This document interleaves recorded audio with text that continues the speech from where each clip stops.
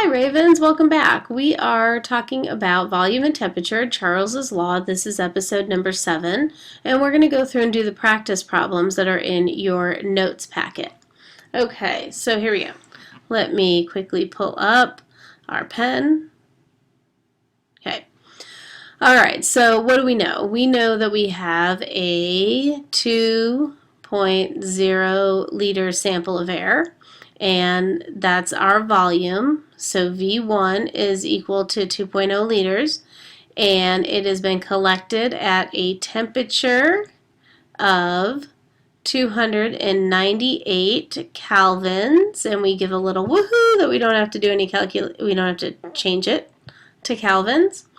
The temperature is then cooled, so that's going to be T2 to 278 kelvins. And the pressure is being held constant. So we are looking to see what is the change in volume. So that would be V2 is going to be our what do we need to find. That's a question mark, and it actually goes here. What do we need to find? And we're going to get there by using Charles's law. V1 over T1 is equal to V2 over T2. Okay, and I want to get V2 all by itself. Okay, well now these up and down ones are a little bit more complicated. Okay, because you're going to have to do some cross multiplying first. So if we cross multiply, we get V1 times T2, right? Multiplying this way. And then we get T1 times V2. And we're looking to get V2 by itself, so now divide by T1, divide by T1, okay?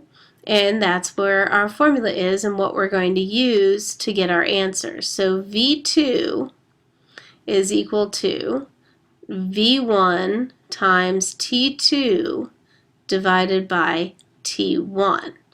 All right, I'll warn you right now, be careful. Make sure you put the values for the ones and the twos things in the right spots.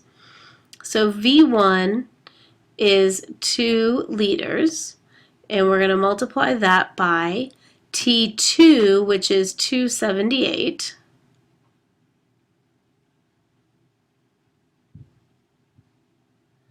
And then we're going to divide the whole thing by T1, which is the 298 kelvins. And as I said, always check to make sure your units are going to cancel and you end with the unit that you want. So when we take 2 times 278 divided by 298, and right, that's going to give us 1.9 liters. That will be our final volume.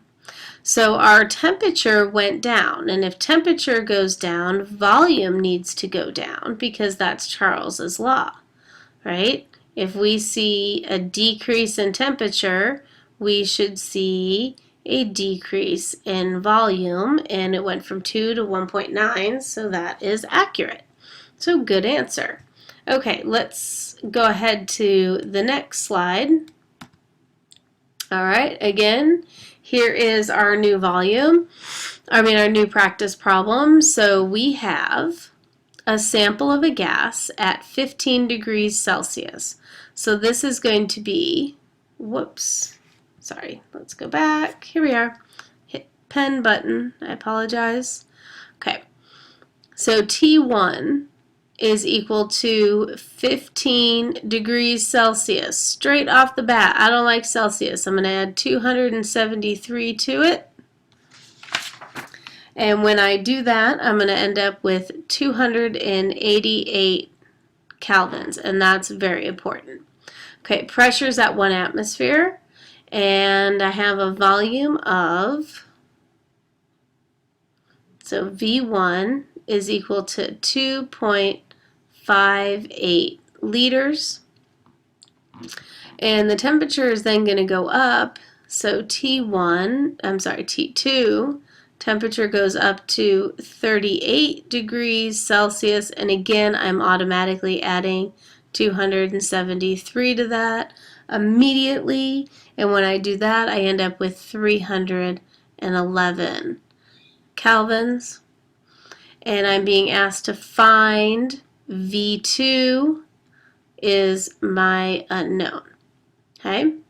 So if the temperature goes up, what happens to the volume?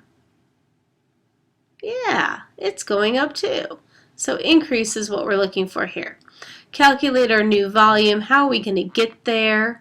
All right, well, we're going to use Charles's law because it relates temperature and volume when the pressure is constant. So T1, whoops, cross that out. T's are on the bottom. V1 over T1 is equal to V2 over T2. Okay, and again, just like our previous practice problem, we are isolating for V2, and that's T2.